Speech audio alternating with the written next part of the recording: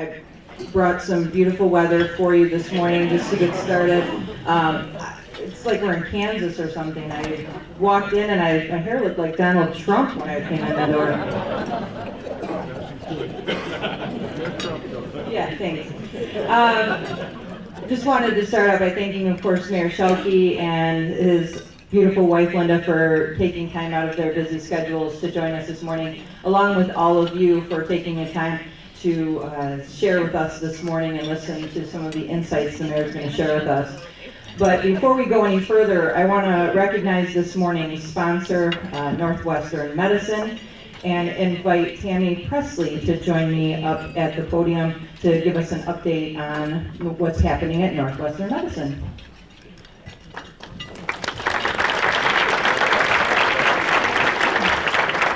Well, good morning, everyone. On behalf of all 25,000 of my colleagues at Northwestern Medicine, I bid you a warm good morning, and I'm glad that the wind blew you all in here. It was quite an interesting feat walking the dog this morning. I'll just leave it at that. We are delighted to sponsor this great event again this year in support of our good friend Mayor Schielke. I am happy to report that we are about 1 year post-merger of Cadence Health with Northwestern Medicine, and I'm actually still standing. That's a good thing. And the reward for that, of course, is to brace ourselves for yet more integration. So pending regulatory approval later this fall, early winter, we are getting ready to welcome more hospitals into Northwestern Medicine, including Kish Health System, which is an acute care hospital in DeKalb and a critical access hospital in Sandwich, as well as Mary and Joy Rehabilitation Hospital. So we continue to grow, we believe, thoughtfully and strategically with other like-minded quality providers. And so more to come on that. Specifically this morning, I want to provide two pieces of information. Number one, relative to the Delnor campus. We have recently completed the $130 million investment that we pledged when CDH merged with Delnor a number of years ago. And so the two most recent projects that represent that overall completion are the renovation and the creation, really, of our new main entrance and lobby, which is the former north entrance, and then also the renovation of our emergency department, and the capstone of which a couple of months ago was the completion of the renovation of that entrance and that lobby. So I don't wish that any of you ever have occasion to be in the hospital, but if you do, I hope that you have seen not only the beautification of that campus, but also how it's become much more efficient in terms of healthcare delivery. The other piece of information I want to share with you is that we have recently launched a campaign in what we call our Western region, which is CDH and Delnor. And that campaign is called Upgrade Your Health. And what it seeks to do is dramatically improve the food and beverage environment of our hospital campuses. And this is in recognition of the fact that A, we are seen by the community as health authorities. And we currently, frankly, aren't walking our talk. So you can come into our environment today and see items in our vending environment that are not even remotely health promoting. Same goes for our cafe, same goes for our catering. And so as an industry of healthcare, we are increasingly positioning ourselves to promote health rather than just treat disease. And one of the things that we are increasingly embracing is the very real truth of the fact that food and beverage is the most potent preventive medicine. We truly are what we eat. I say that as we're eating sausage and bacon. But honestly, you know, the analogy that works best for me is, as owners of automobiles, we would never dream of combining gasoline and mud, putting it in our cars and expecting our cars to work. But that's what we do to our human bodies every day. And because our bodies are so wonderfully complex and efficient, it actually does run until it doesn't run. So we know that about 50% of us struggle with one or more chronic disease, but we also know the good news is that 70% of all that is preventable through proper diet and adequate physical activity. So it's really quite as simple as that. And so I hope that you will notice in the coming months a dramatic improvement in our environments and positioning them such that the healthy choice is actually the easy choice, because we all want to make better choices, but the environment is often set up against us.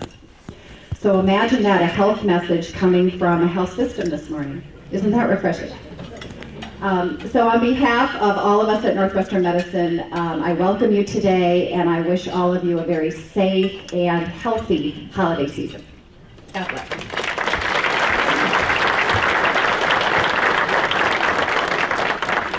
Thank you, Tammy. Next would the members of the Chamber's Board of Directors please stand and be recognized.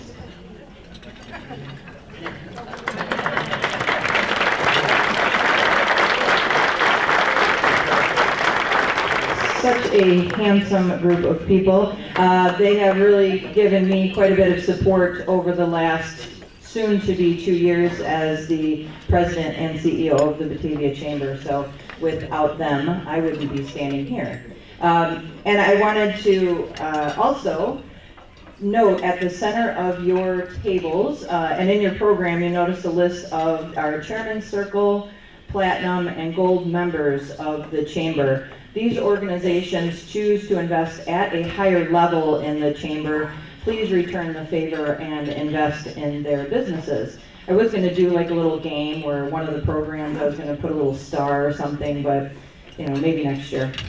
But please do recognize all of those that support our work at the Chamber. Also, we all contribute to the happiness of our community in some way, but there are several groups that are here with us today that I would like to recognize for the significant role that they do play.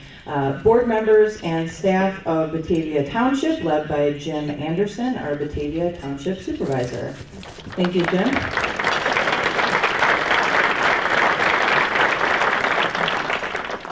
Board members and staff of Batavia Public Schools, led by Board President Kathy Dremel and Superintendent of Schools Dr. Lisa Hitchens.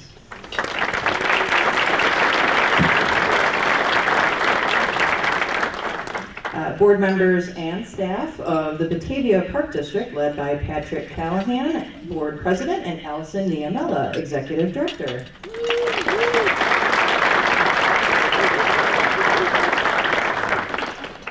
Board members and staff of the Batavia Public Library District, led by Board President Doug Sullivan and George Sheets, Executive Director.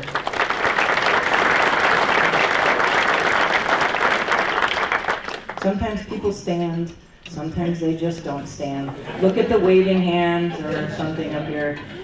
Board members and staff of Batavia Main Street, led by Board President Kurt Hageman and Jamie Sand, Executive Director. I'll wait for Kurt. Director of Operations for Batavia Access Television, Mr. Jim Dillenberg. Hi, Jim. City Councilman and staff representing the City of Batavia, including Mr. Bill McGrath, City Administrator, Fire Chief Randy Dykey, along with a number of aldermen and staff. Thank you for joining us this morning. I don't know if they've made their way into the room yet, but my partners in crime at the Batavia Chamber, Margaret Perot and Lindsay Williams. And they'll stand up, they might even dance, I don't know. They're pretty entertaining couple of young ladies there. Next, I'd like to ask someone who joined us at the podium last year, Nick Neindorf of Edward Jones. At this event last year, he presented you all with the idea of reorganizing the Chamber's Ambassador Program, and I asked Nick to give us a couple words on an update on how that program is going. So please join me, Nick. Morning, everyone. I'll be very brief to let you get to the meat of the presentation today. Last year I came up and talked about a new initiative to reinvigorate the ambassador program. And it took a little bit longer than I was hoping it would, but we got a lot of help from the chamber staff. And now we have a fully functioning ambassador program with 17 ambassadors. Would you all please stand, the ambassadors that are here? These folks are incredible volunteers, so give them a round of applause.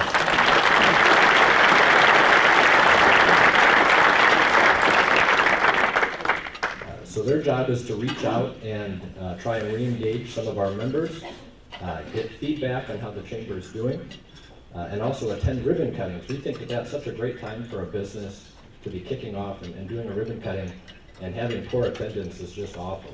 So our ambassadors come out to all the ribbon cuttings, and they really have increased the number of people at the event, so we're very happy with that. We also have our board reaching out to new members, once again trying to engage and make this a more welcoming place. We have a ton of help from the staff as well. A big thanks to Margaret Carreau and Lindsay Williams for their help. So give them a round. And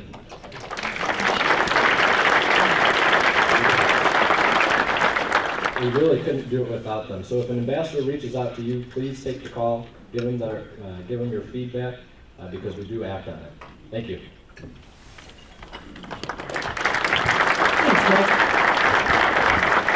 Our board members are very active in different ways, from reaching out to members, attending different events, and Nick has really stepped up in his role as the head of the ambassador program, so thank you, Nick. I did want to share with you an upcoming event. We have our annual Inspire 2016 awards coming up on January 29th. Seems like that is such a long time away, and there's so many holidays between now and then, but we do have to put in quite a bit of work to make it a successful event. I just wanted to mention to you that we are now accepting nominations for the Citizen of the Year Award. If you know of anyone or would like to identify and shed light on someone that you think is a spectacular contributor to our community, please do so by nominating them as the Citizen of the Year. And you can send the nomination to me. There's no formal application or any type of process besides the fact that you need to notify me and give me some reasons why you feel that they would be a good Citizen of the Year. After that point, we then group together some past Citizens of the Year, and they sit in the mayor's office and select the person that they feel would be most deserving of the award this year. So it is not necessarily a Batavia Chamber group that is making this decision. It is people that you have honored in the past. So please share with me any people that you would like to nominate for the Citizen of the Year. In mid-December, we will come out with an announcement of the person for this year. So without any further ado, I'm sure that you are all waiting to hear from an amazing gentleman that is with us this morning. He has, his biography is in the program if you wanted to take a look and listen to it. He's got so much to say, but let's see what else. 9th term, he's amazing. He's our 2004 Citizen of the Year. I think he just wants to have a lot of time to talk to you this morning. So I'm going to run away and make sure that I leave this to him. So our Honorable Jeffrey D. Schielke, Mayor of the City of Batavia.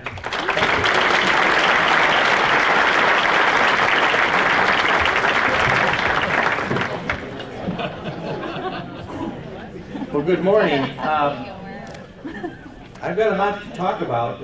This is a great town because you don't come in here and not have things to talk about. So this year, I will promise you, is not going to be any exception. Before we actually get on to the slide program, and I've got Todd Davis from our IT department is here, and he's my resident expert on this, so I'm confident that we will have no problems with the slides. I just got a couple other observations I want to make. There's going to be some changes in the city of Batavia, and perhaps the most notable one is that Bill McGrath has submitted to us his intentions to retire in July of next year. And so Bill has had a most honorable and progressive career with us. He has done some wondrous things, in my opinion, for Batavia as a government. And obviously, when you're in a position like he is, you don't always make everybody happy, and you have to make some very hard decisions. But he has certainly, I'm sure, always done it with what he felt was the best interest of the community. And I will tell you that Batavia is a much greater and grander and nicer place today because of the service of Bill McGrath. So Bill, could you just stand up and let's have you a round of applause.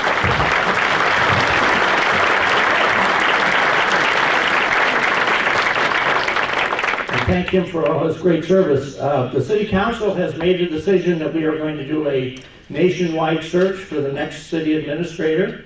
And we have hired Bill Balling and Associates to come in and assist us in that. And Mr. Balling is already out in the community doing some stuff about it. And I know the Chamber is going to have a role in that conversation. We're going to design what we hope will be a kind of a profile of what the community is looking for in the next city administrator as a kind of a first step. So that process has already begun. Also, I just want to announce we're also losing another person of some notoriety in the city staff, and that's our Deputy Fire Chief, Randy Benker, has just been selected to be the new fire chief in Janesville, Wisconsin. And so he will be leaving us at the end of the year and assuming that position. So we got a couple of pretty prominent faces that a year from now will not be here with us in the city's staff, but both of them have served us exceptionally well. I'm going to just begin this program with a couple of caveats today. Number one, I'm only going to talk about things that I can really talk about as far as things that we have had some dealings with or that we have some information about. There's some other stuff out there in the community that I guess is totally speculative, and if I don't talk about it, the only reason is that I really don't have anything concrete that I can say. So I'll let your imaginations wonder what it is I'm not talking about. But there is plenty to say, so let me get on with this because we do have quite a bit of. So I'm going to begin this in kind of various phases, and I'm going to first off start with what I'll call is what is the most common questions asked in Batavia today. And obviously one of them is what happened at the Golden Corral at the corner of Randall and Main Street. And unfortunately this is a very tragic story. Sam Gibson, who was the owner of the Golden Corral, and as most of you who have been here a while know, this used to be kind of an annual joke because the Golden Corral got built and then it sat there for a couple of years before it physically got into business.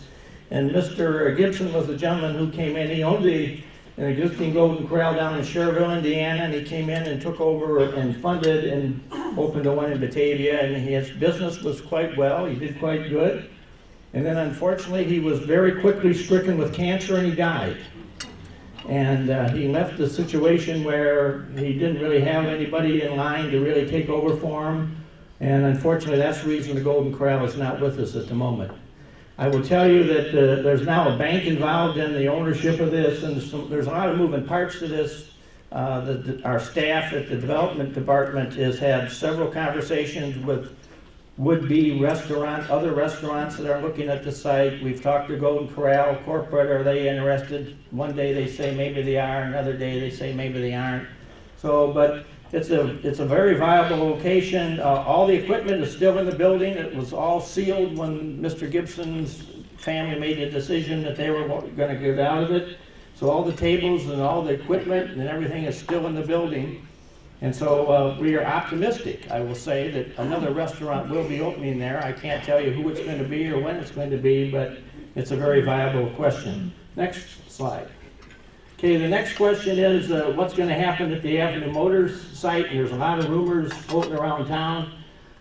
There's a sign that's been erected out in front, and it says available, and it lists Bradford Properties as the would-be developer of the property. And Bradford, I will tell you, just so you know the background, Bradford has a very good record in Batavia. They were the developers of the Sam's Club site, including the Portillo's and the Chuck E. Cheese and the Honey Jam Cafe. They are an extremely well-funded company. They have the ability to do what they say they want to do. And Austin Dempsey and Batavia Enterprises is representing the Clark family on selling this real estate. And so right now, I think the status is that Bradford has an option to buy the property. They've bought an option to buy it. and they are continuing in the negotiations, and they've talked to several would-be interested parties about coming in there. I will tell you, quite honestly, we have been able to hopefully accomplish every request that people have had about trying to redevelop that, and it's along the lines of accesses, rebuilding the intersection at McKee Street and Randall Road, having cross-access across the Ace Hardware property so that people could come in on Wilson and go through the Ace Hardware and buy the Great Escape to get there and vice versa. We've got a lot of things worked out, so we're trying real hard, and I know of no reason why anybody couldn't come in here right at the moment, and it's just a matter of trying to get the deal done. So that was where that one stands at the moment. Next slide. Okay, the other big question is what's going to happen to the former Walgreens store in downtown Batavia once Walgreens moves probably in February or March to their new location. And as most of you have read in the newspaper, we had a real kind of shot here that I think a lot of people in town resonated to when the Blue Goose in St. Charles announced that they had a serious interest in this particular property. The city, in cooperation with Batavia Enterprises and some other folks downtown, funded a downtown grocery store study on the viability of adding another grocery store in downtown Batavia. The results of that study came out very favorably. And Paul Lencioni, one of the owners of the Blue Goose, is here with us. Paul, where are you at? Over there. Can you just stand up so everybody can see you and anybody wants to grab you afterwards? I will tell you that again, nothing's happened that's deterring this deal. There's a lot of moving parts to it. Obviously, Batavia Enterprises is a key factor because it's their property, and there's a lot of things that have to be probably done on their end to do this. And I had some conversations with Mr. Lencioni, and everything, I can't say it's done and it's going to happen for sure, but so far we're optimistic that we're having a positive conversation. We got a little bit of an ace in the hole because Paul is a graduate of Batavia High School, and so he's got some passion for Batavia. So I've had a lot of people in town tell me they like the idea, so we are pursuing on with it. Next slide, please. Okay, the next section of this is I'm going to tell you a few things about Batavia that I think you would find of interest. And obviously this is just a pretty scene on Union Avenue of the color change. But what I really want to talk about here is the trees. And just to give you a fact about trees in Batavia, between 1953 and 55, Batavia was struck by what they call the Dutch elm disease. And it was estimated that we lost over 5,000 trees in the city of Batavia. So we had the city of Batavia put together a citizens group at that point in time with some very prominent Batavia names involved with it. And their goal was over the next 25 years to plant 5,000 trees in Batavia. So between 1955 and 1985, we think they easily made that goal, that the 5,000 trees were planted between 1955 and 1985, and we're starting to see the results of that. The more interesting fact is that between 1985 and 2015, the next 30 years, our tree commission now estimates that we probably have added, because of all the new subdivisions and whatever, maybe another 10,000 trees in Batavia have been added to the inventory of the community. And so today you see our leaf trucks running up and down the street trying to pick up all this inventory of fallen leaves. Let me just say, we are inundated with leaves. I mean, we got more trees and I think for the long haul of the community, it speaks wonders of how nice Batavia looks, and it really adds a sense of character to the town. But we got trees, and there's a lot of them, and we did it to ourselves. It wasn't something, So that's one fact I wanted to share. Next slide, please. One of the great, I think, success stories of this past year has been the total renovation of the old Louise Light School by the Matter family, where we now have the offices of Barco and Music Matters in this old building. This was a fabulous historic preservation movement. With this building saved and with the success that we had in getting Bellevue saved and restored, and then with the City Hall building downtown being saved by the city, We've saved 3 of the largest, most historically significant buildings in Batavia, and I say that from the perspective that the City Hall has a great national connection, because during the days when Dunbar Capital was down there in the room that's now our City Council chambers, the fuel line that was used in the rocket that landed on the moon in 1969 was designed and made in that building. At Bellevue, we have the legacy of the Mary Todd Lincoln stay in 1875. And in this particular building, I don't know if many of you remember, but 60 Minutes came to Batavia about 10 years ago and did a story about this particular building. And there was a gentleman in there by the name of Joseph Ritchie, who prior to 9/11 was kind of running the war in Afghanistan, kind of secretly in cooperation with the Central Intelligence Agency from this building. And I remember when 60 Minutes came, there was quite a to-do, and I was up there talking to the producers about, and somebody said, you know, someday Hollywood's going to want to come to Batavia and probably make a movie about what happened in this building. And that may someday happen, but there's some very interesting national history in some of these old buildings we have in Batavia. Next slide. Okay, I'm going to talk about our anchor tenants we have in town. This is the Batavia Public Library. George Sheets told me last week that their average attendance now at this building is about 850 people a day, and then some days we go over 1,000. I can remember back in 1975 when I was a newspaper reporter covering the various governments in town. I went to a library board meeting, and the library board at that time was almost off their chairs in shock when Miriam Johnson told them that she was counting and we were getting over 150 people in the then Batavia Library, which is now the Newton House. And when you look at the growth of that, I mean, this speaks well for what this library is doing to our downtown and the traffic it's bringing in and all the services they do. I've had several other mayors in the region ask me about it. I've toured several through this building. This is kind of a regional model for how a library should be, so we should be extremely proud of the Batavia Library. Next slide. Okay, this is a picture of the Quarry swimming pool this year as it's been drained. And I just want to call a few historic anecdotes here. The Quarry is 5 years away from being a 100-year presence in Batavia. It was opened as a swimming pool in 1920. I would also note that the East Side Center, which is the old Catholic church, was built in about 1895.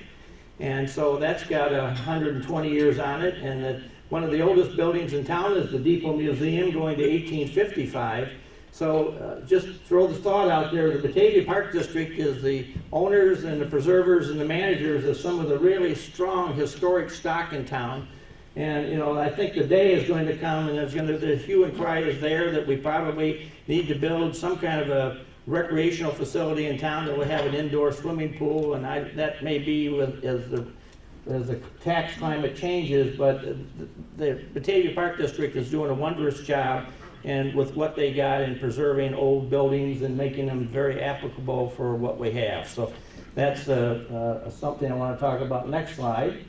Okay, this is the front entrance to Hooverwood School, and I will describe the Batavia School District as the major anchor tenant in the future growth of our community.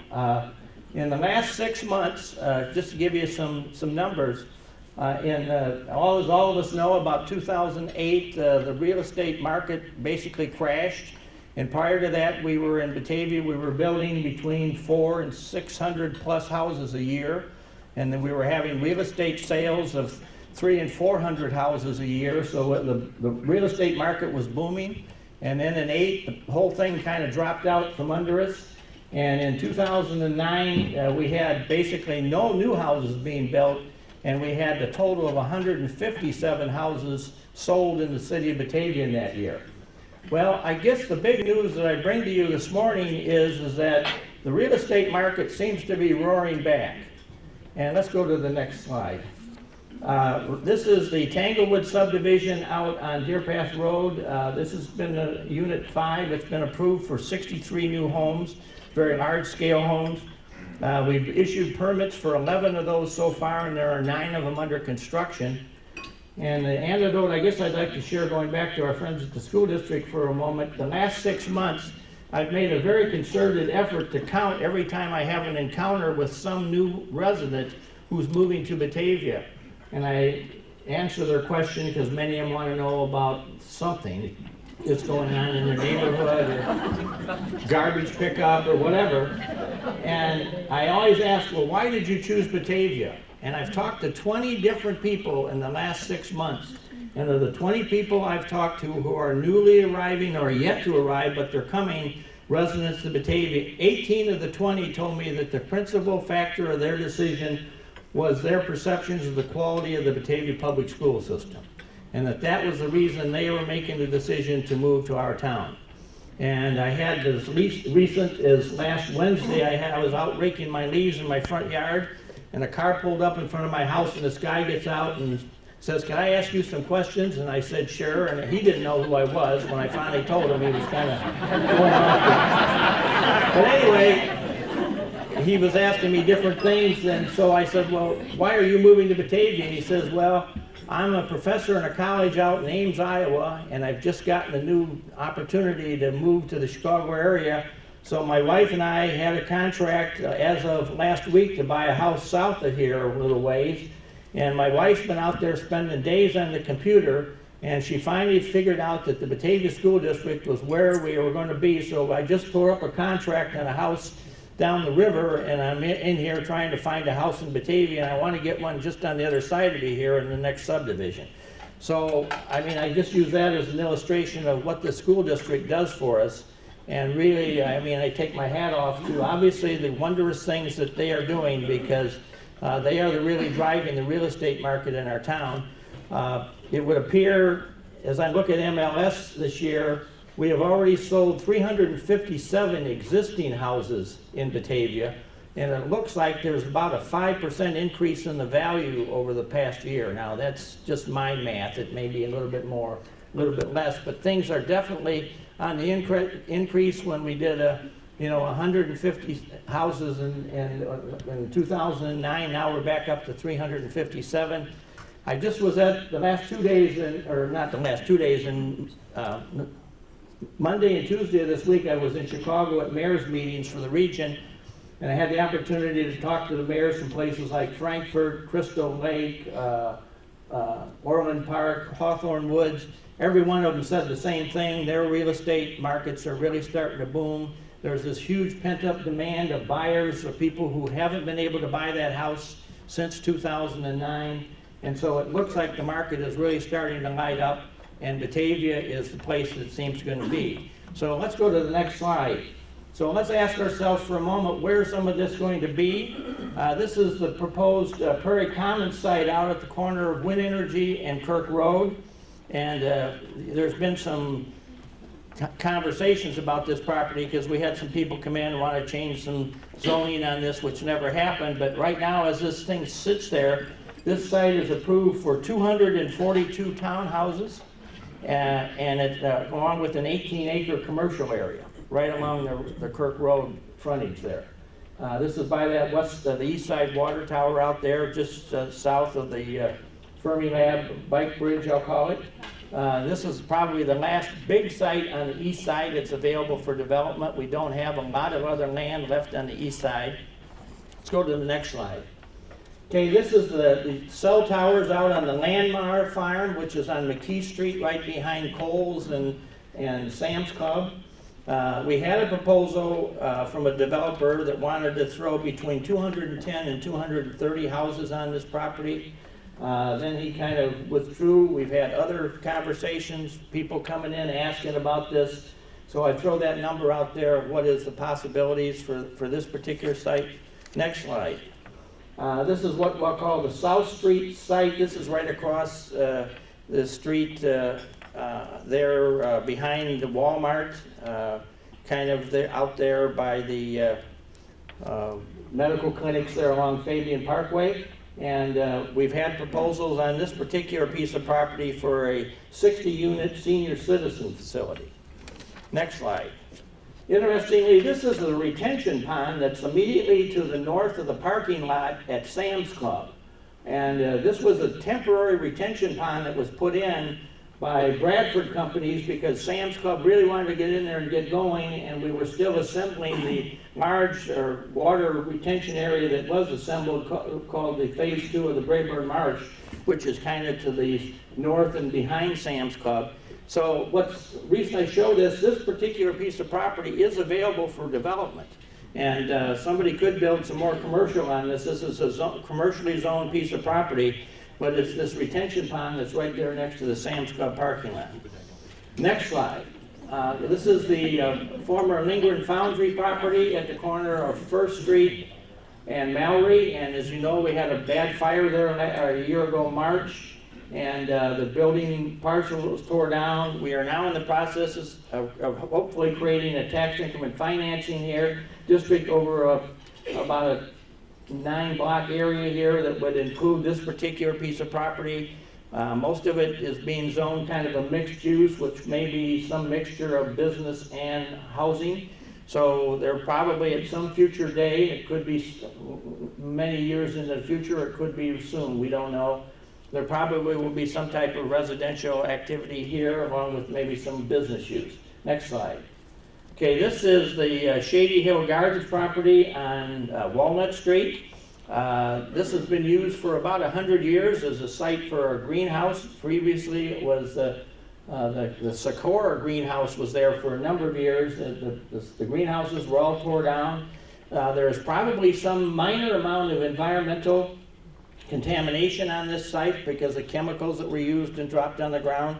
So one thing the TIF district will do, if it's enacted, it will allow for some monies to be used to help clean up these sites, because we're not only this area, but the rest of the area that we're calling West Town out there along Main Street around Mallory. Most of the sites do have some environmental contamination. And so right now, at the urging of the neighbors, we've kind of lowered the expectations of how much housing we would have on this property. And we've agreed to a 3 to 5 unit per acre density on this particular site. So there is probably the promise of some more housing on this location. Let's go to the next slide. This is the Siemens property over on Van Noordrijk at McKee Street. And this one we get a lot of questions about. This one ended up, this was the former Furnace Electric property that was bought by Siemens, and then Siemens made the decision to tear the buildings down and take Furnace out of there, which was all their decision. That was not really greeted well by the city at the time they did it, because there was about 600 people working there, and we had a whole bunch of people lost their employment. But the buildings were tore down. Then there was an agreement that they would environmentally clean this site, and it ended up being a lot more environmental cleaning than I think they thought it was going to be, but I will give Siemens the credit that they have spent the money. It's been a lot of money they've spent to clean this site up. When they tore the buildings down, they were told they probably should leave the foundations in place because they were holding some of the contaminants that were on the site in place and not allowing them to spread. So took a little while to get all those foundations out of there, but they eventually all came out. And as a result of that, this site is now ready for development. However, what one needs to realize here is that Siemens' ownership of this property really is only where the buildings used to be. This entire parking lot area that is immediately to the west of it, and the green grass that is on the other side of that, is all owned by the Wyrick family estate. So there's two different ownerships involved here. And there's a lease that the Wyricks have with Siemens that Siemens is continuing to pay because they're under obligations to do so. So there's some complexities to this site being quickly developed, and I have a lot of people say, gee, why isn't something gonna... So as part of the deal with Siemens, we asked them to come in and rezone their portion of the property for residential, kind of a mixed use of residential uses on this particular site. And so, if you were asking me what's the number of houses, because some of it may be a senior apartment thing, or maybe some townhouses, maybe some single family. Our best guess is between 100 and 150 units potentially, once the Wyrick piece is added to it, that could go on this particular piece. Next piece. Okay, this is a piece of property down at Water and Main Street that's immediately to the east of the Chase Bank site down there. This is owned by our friends at Batavia Enterprises, and the city's idea, and I think Batavia Enterprises' idea is that we will do some type of a mixed use kind of downtown redevelopment on this thing. Maybe the original plan had some kind of allowing for businesses on the first floor of a building that had either living units above it or you owned them individually.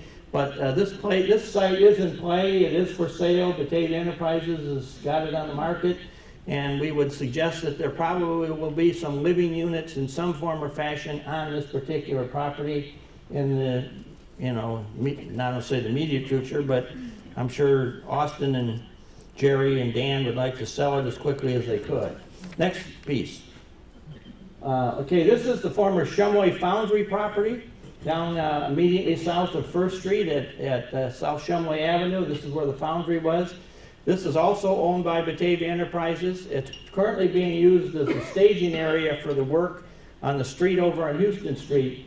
But let's go to the next slide.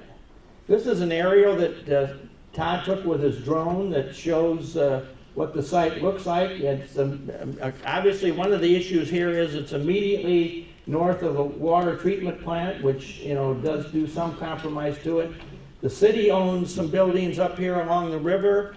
I think there's probably an opportunity where we could maybe do some negotiating and swapping and allow for the river frontage of this site, quite honestly, is the real value of this particular piece of property.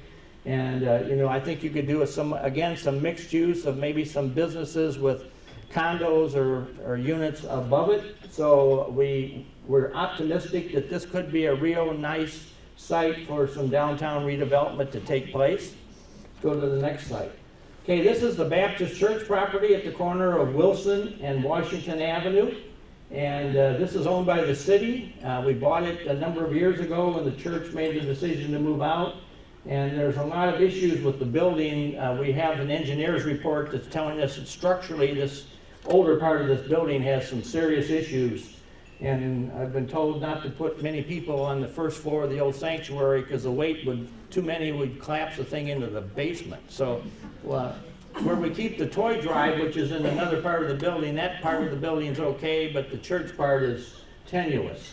So I would tell you that if you ask me to predict the future, whoever the mayors of this or the city councils are, either in the immediate future, this building will probably disappear. I think it's probably going to be demoed.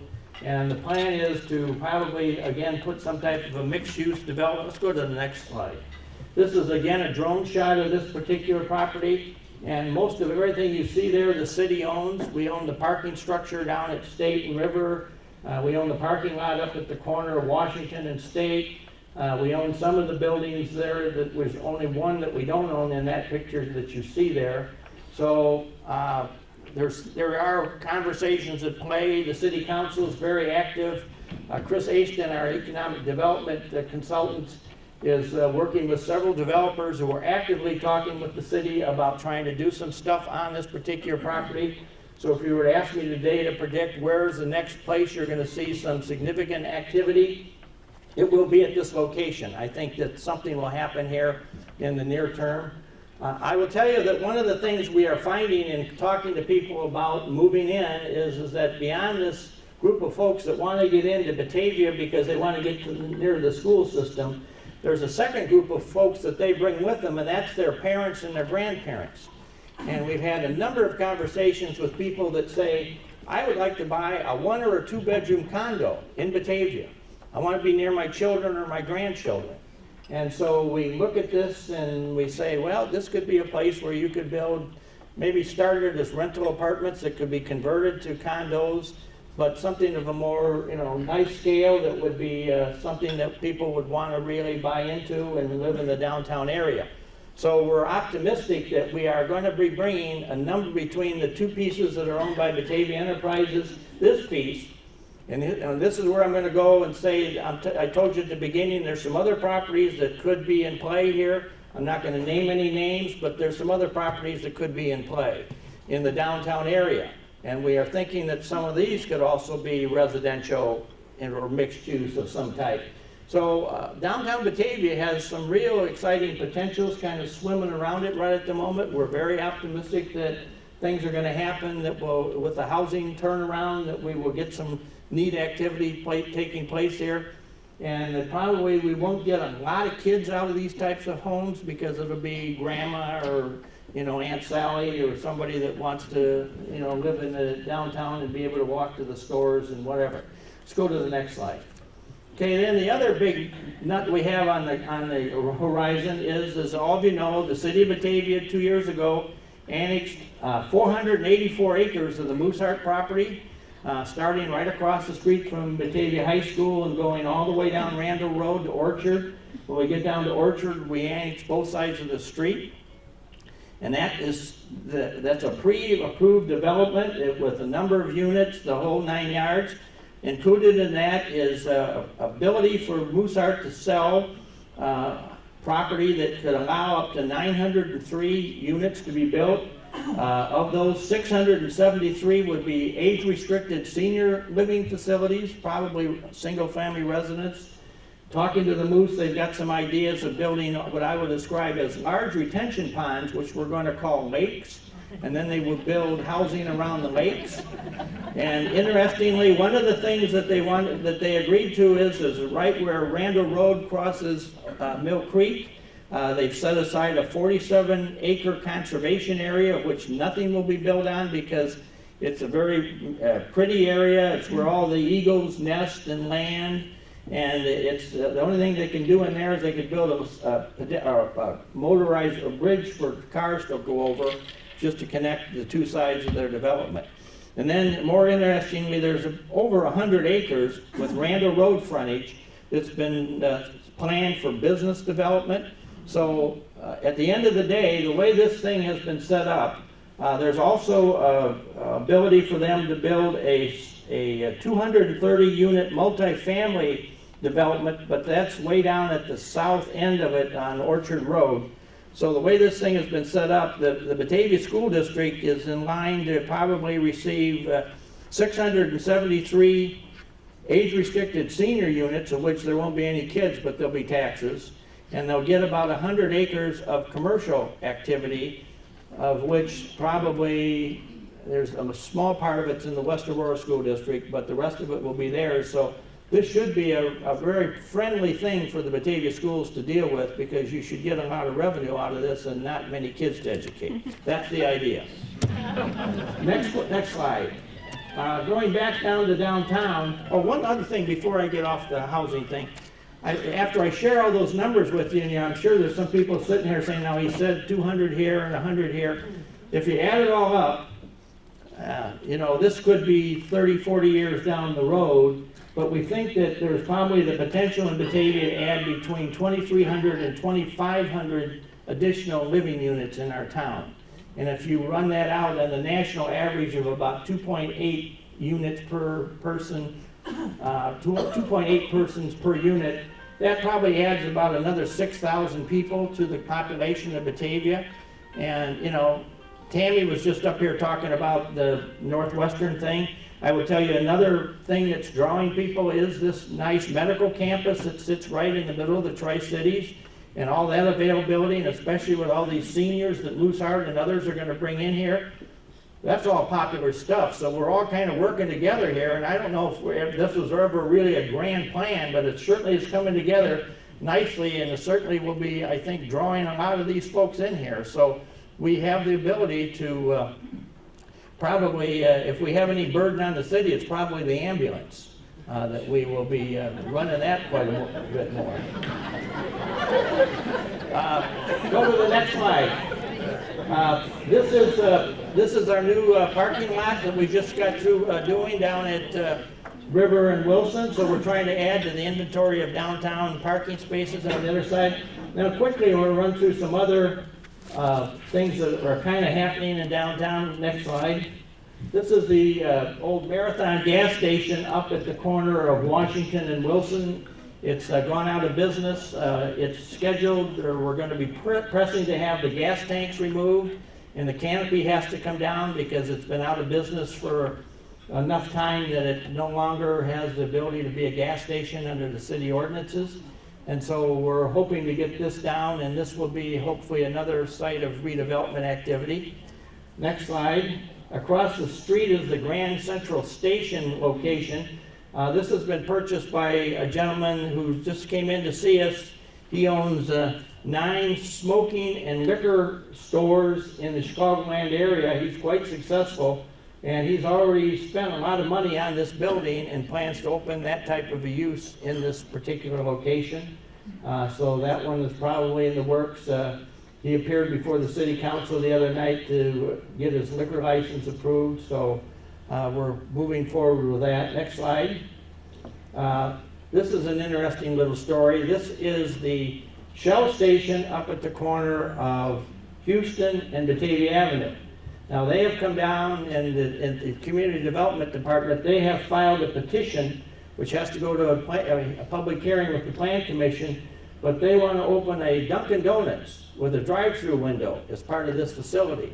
So their plan is to build a retaining wall encasing this thing and going down along Houston Street, so as you would come in here, there would be a drive-through window. I guess it would be on the south side of the building, and then you drive around the building and come out on the other side with your donuts. And I've met with Dunkin' Donuts, and they're really excited about having the Dunkin' Donuts in downtown Batavia. I don't know where this is going. It has not yet been approved. It's probably going to be somewhat controversial, but we do have the petition, so I can talk about it. And we are going to have some hearings at the Plan Commission. Next slide. Okay, this is the one that everybody, I'm sure, is aware of. This is the Walgreens store that our friends at Batavia Enterprises has brought to us. And this is a greatly expanded in size Walgreens store over the one that's there now. And they are going to have a number of things, including a drive-through window. And Walgreens tells me that the day they open the drive-through window, they think that their history is about 33% of the pharmacy business will immediately go to the drive-through window, and that number will rise as time goes forward. They're also going to have, they liked our zoning ordinance because it allowed them to have some kind of other types of uses inside the building. So that, as last I know, they're planning to have a physician's assistant stationed in the store, so that if you're feeling sick and you need a prescription, you can go in and get the physician's assistant can write you a prescription, and you can go out and get it filled right there. So that's and the plan is, Walgreens tells me that they have a corporate policy that they don't open any new stores between about the 15th of October, or in other words, right before Halloween, and the 15th of February, which is Valentine's Day, because between Halloween and Thanksgiving and Christmas and New Year's and Valentine's Day, that's some of their big times of the year. So they don't want any interruption in business. So this thing will open, I think, sometime. I don't know if we know a date for sure. But the plan is that they don't close the existing store till 10 o'clock the night before this one opens the next morning at 8. So you won't miss a beat with the Walgreens in downtown Batavia. It'll be there. And then hopefully that day, Batavia Enterprises and Paul Lencioni and others can come in there and start doing the great things that hopefully they're going to do. Okay, next slide. Okay, there's been some conversation about what's happening here. This is the old Hubbard's Furniture Store, which has been successfully turned into a Costa's consignment store, which has been very successful in downtown Batavia. The news here is that Bob Hubbard, who was the last family member that was the ownership of this particular building, has recently sold it to the Methodist Church next door.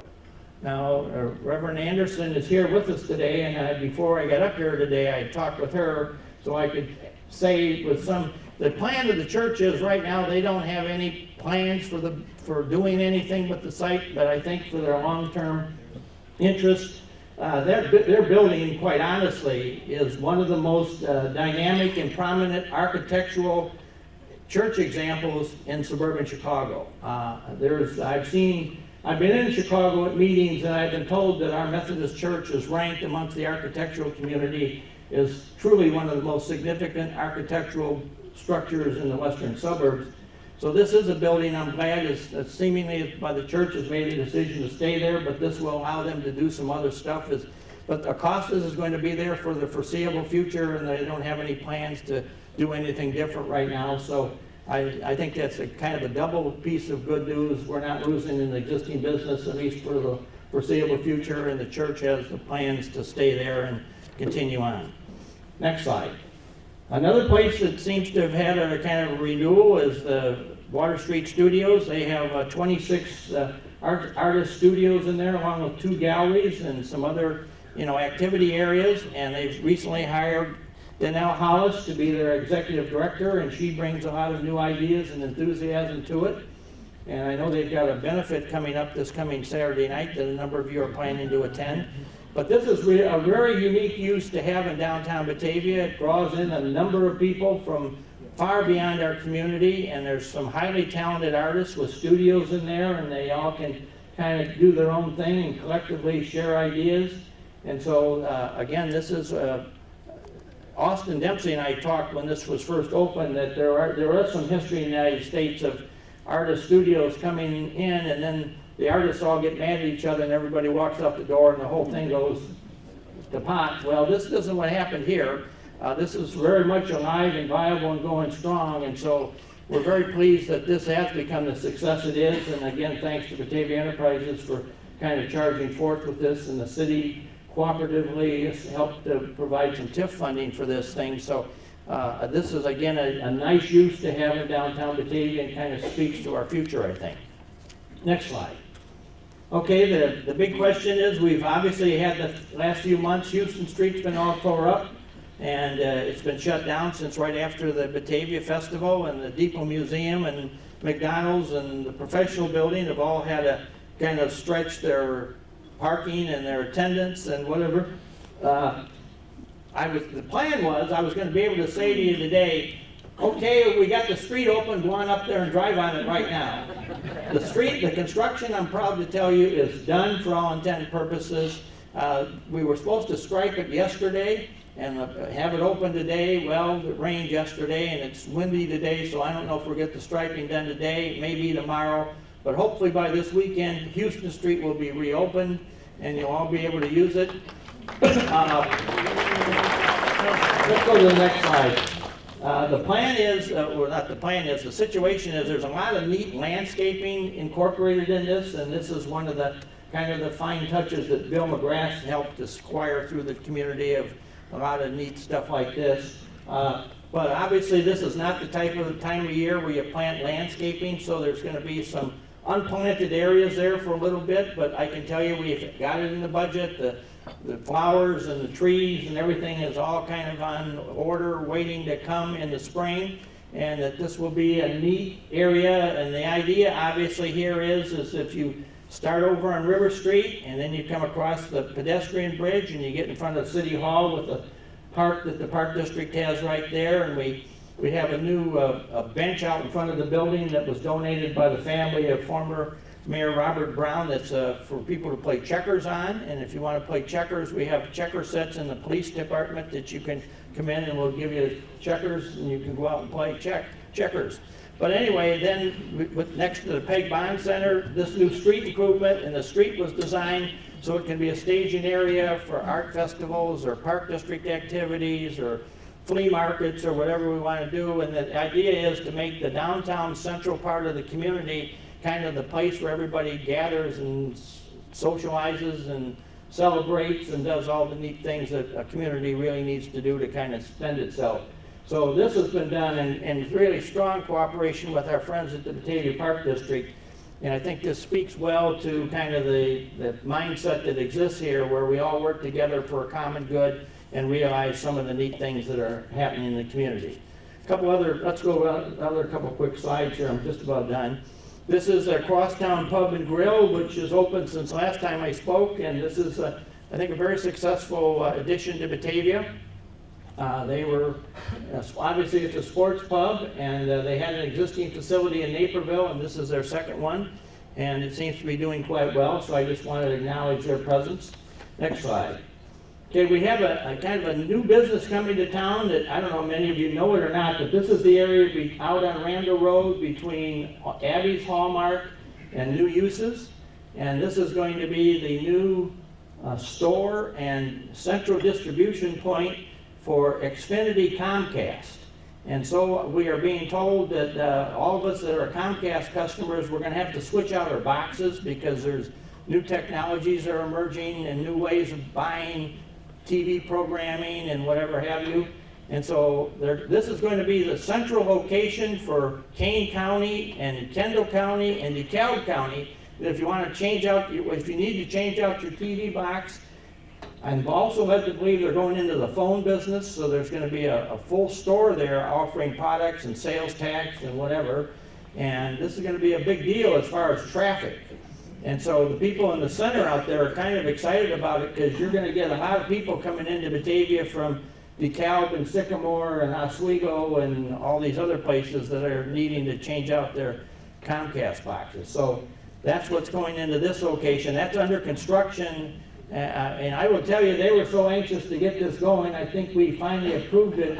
And within 2 or 3 hours, they had crews on the scene out there demoing and putting this thing in. They're really excited. Okay, let's go to the next slide here real quick. One thing that may change in Batavia, this is the entrance to Fermilab. And Fermilab has told us that one of their plans is they've got some really exciting things they're planning to do at Fermilab in the next few years. But one of the things they're going to do is build a mountain. And the mountain is going to be built right to the south of the Pine Street entrance.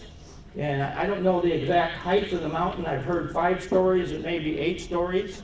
And the mountain is going to be, inside the mountain is going to be scientific instruments pointed toward the ground that they're going to fire proton beams to a mine up in North Dakota, I guess it is.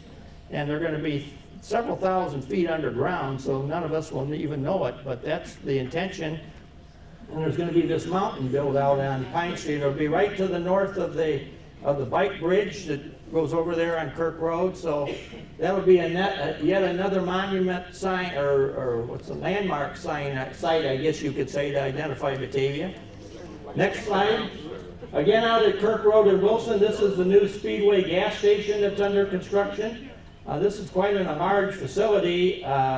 They're going to have, they're pumping all kinds of styles of gas, and they're going to be selling charcoal grills and salt and all kinds of stuff. And then they're going to have a store of 7,000 square feet out there that they're going to sell groceries and have a little restaurant in and a whole bunch of stuff. So this is quite an elaborate thing. They've built a big retention pond to help us kind of control Mahoney Creek as it comes out of the industrial park, which was a nice asset. They've had to rebuild the intersection at Wilson and Kirk.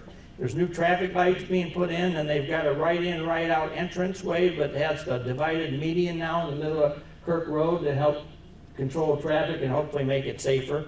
But that'll be opening sometime next year. And let's go to the next slide. This is AGS Technologies. I think I talked about this one last year, that they were coming. Well, they came, and they are one of the major designers of website designs and technology innovations in America, and they took over an existing building out at 951 Douglas Road, and we're very pleased to have this company in our town as an industrial. Next slide. This is Challenger Lighting at 1400 Kingsland. This one came to Batavia. Alderman Callahan, who's on the city council, his wife worked with the wife of the gentleman that had some, I think that's how that was, wasn't it, Marty? He worked with his wife, with a guy that's the plant manager here, and spun Batavia as a great place to be, and they ended up moving here. And this is one of the major suppliers for lighting in the hotel industry in America. And they're right out there at the corner of Kingsland and Fabian Parkway. So we added them to the community last year. And then the next one. This is Parting Light. Now, they've been here for a few years, but they've just greatly enhanced this company because they've moved their entire operation from England to Batavia.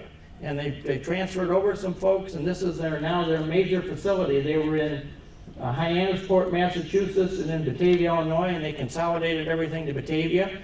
And so they've grown the company out there, so we're very happy to have them kind of in here, kind of renewing themselves in an expanded operation. Next slide. Aldi grocery stores out on Kirk Road, they have purchased the 60 acres immediately north of this existing building, going all the way to Fabian Parkway. We've had some meetings with the Kane County Highway Department, and we're working on some accesses to that 60 acres, because Aldi has, they are one of the fastest growing businesses in America, and they have a lot of different research labs, and they had to move their tech department away from this facility for a brief period because they had too much stuff that they didn't have room for. So we're thinking we're going to see some significant further expansions from Aldi in the near term. And we've been very, very interested to have them here. They're based in Munich, Germany, German-owned, but they are great people to have in town. I will tell you kind of the secret of why we got them was when I was first elected mayor, I talked to the gentleman who was then the president, and he told me that they were going to build a U.S. headquarters someplace, and this is where it ended up being. But the key to the U.S. headquarters was not anything we were doing in Batavia, but where there was going to be a well-constructed international airport terminal. And so when the city of Chicago said they wanted to expand O'Hare Airport, I don't know, some of you may remember, I was in there sitting on Mayor Daley's coattails saying, I told him, anytime you're doing anything with O'Hare, I want to be there on the podium with you.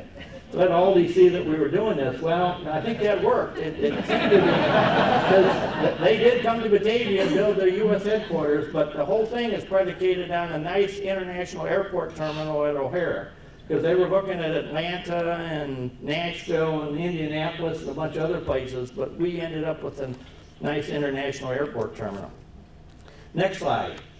This is Chicago export importers out on Pearson, and this is, I show this slide this year because last year Linda B., who was the owner here, just added 44,000 square feet to the building and greatly expanded it, so that building is almost a block long out there now, and it's a nice addition to have in Batavia. They bring into the United States from China a number of products, and principally they've been bringing in recreational vehicle axles and soccer balls. And that's been two of the major products they've been bringing in, and then we sell them in the United States. Next slide. This is Advanced Disposal out on Hageman Drive. This is our contractor, but they've just they're in the process of expanding their facility, their office facilities out there, and this is going to be kind of a staging center, and so they're adding on right now to this particular building. So we're happy to that, and they're bringing in all their technology in here now. So these are folks that are obviously involved in the garbage pickup and the disposal business, but they're a very clean and responsible citizen. Next slide.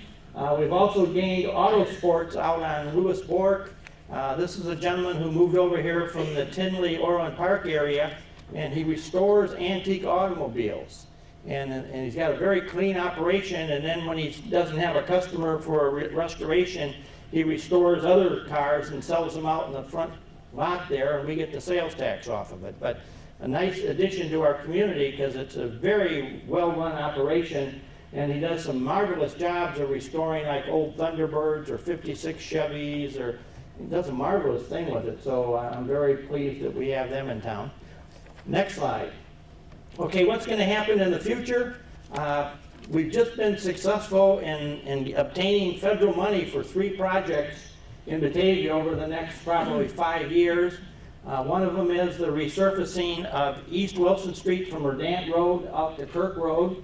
Another one is the rebuilding of South Prairie Street from Wilson Street down to Pine Street.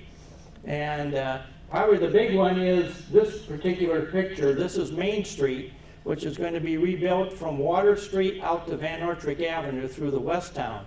And one of the key elements I was just involved in, as many of you know, I serve as the chairman of the CMAP Council of Mayors, which handles the federal distribution of money to municipalities. And being the chairman, I have to be careful what I do here because I don't need somebody saying, well, you're taking all the money for yourself. But we did get $2.5 million this week for this project to do the road work on this thing. But there's another component with this because we really need to rebuild the storm sewer system and the sanitary sewer system on the southwest side of Batavia, because back in 1905, when it was all built and put into the ground, we put all the storm water and the sanitary sewer water into the same pipe. And in bad storm events, a lot of the backup, the basements of a lot of houses over in that area have a tendency to start getting water because it's backing up. So one of the things we're doing here is in the rebuilding of Main Street, we're putting in a major receptor for stormwater, and we're going to separate out the 2 systems, which will help to begin significantly alleviating this problem. That money is coming from our rates for our water and sewer systems to help pay for that. And we're also looking at some type of a fee for a stormwater utility. But this will be a separate, there'll be a lot of construction. I will tell you, this isn't gonna happen in 16, it'll probably happen in 17, because when you get this federal money, you have to kind of get in line and you're sharing it with everybody else.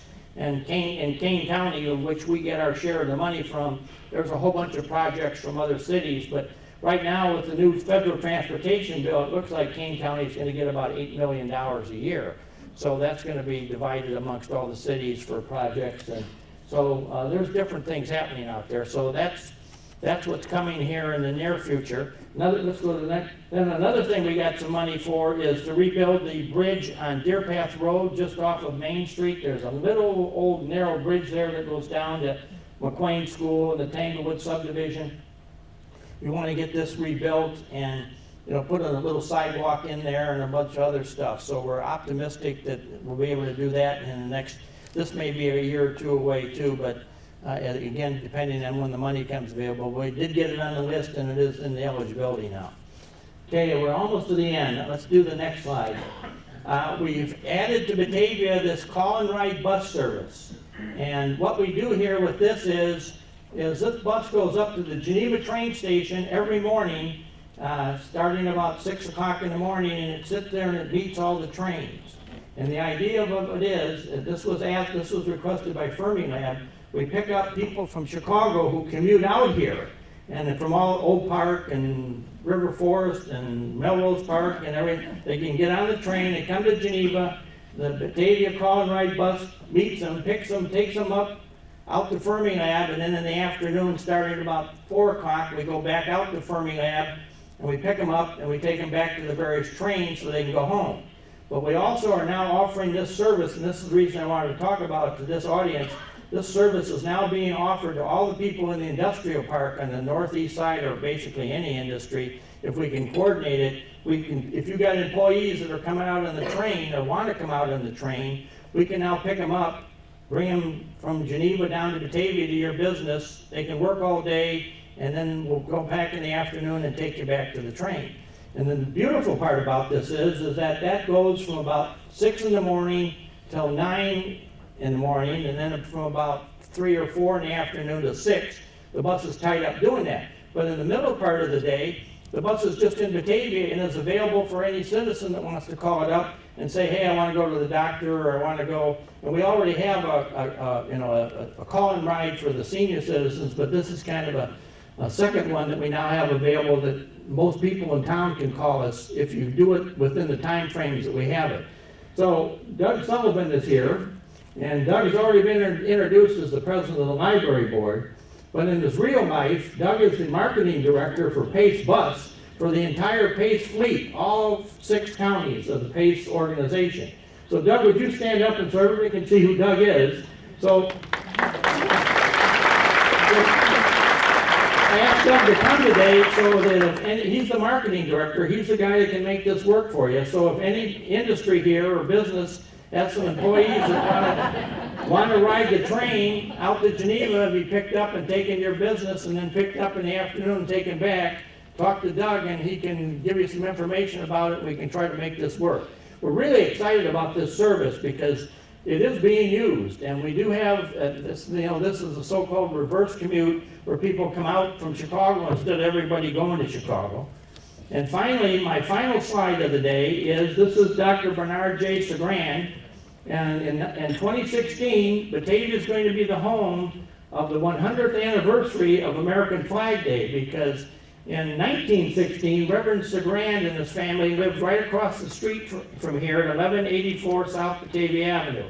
And when Woodrow Wilson, for the first time, proclaimed American Flag Day on 1916, Sagrand was in Batavia, his daughter was in Batavia schools, and it was just a neat thing. So we're trying to get together a committee to try to do some significant stuff around Flag Day this year, and really put together kind of a unique, we don't know for sure yet what we're going to do, but we want to do some kind of a unique celebration. So if you're interested in being on the committee, give me a call, or my wife is here, she's with the fireworks committee, and they're also going to try to help us out a little bit in coordination, because we think between, Loyalty Day, Memorial Day, and the 4th of July, we'll have some opportunities to kind of accent this thing and really spread it around.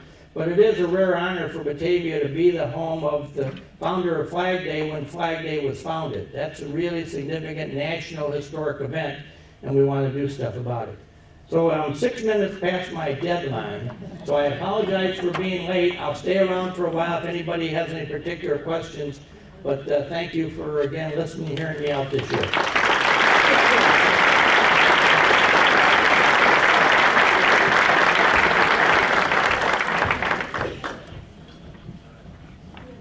Thank you, Mayor. You were especially funny this morning. I really appreciated that. I'm sure it was my joke that I started with this morning.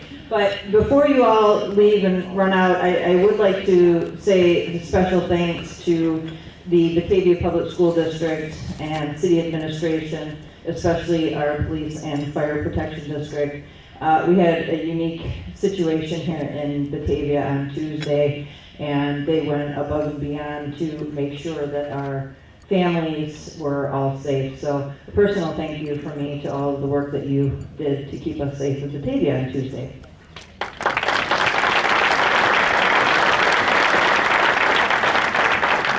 That is it for our program today. I wish you all safe travels home. I hope you don't have to fly today. But please stay classy, Batavia. We'd love to see you back again next year. Thank you.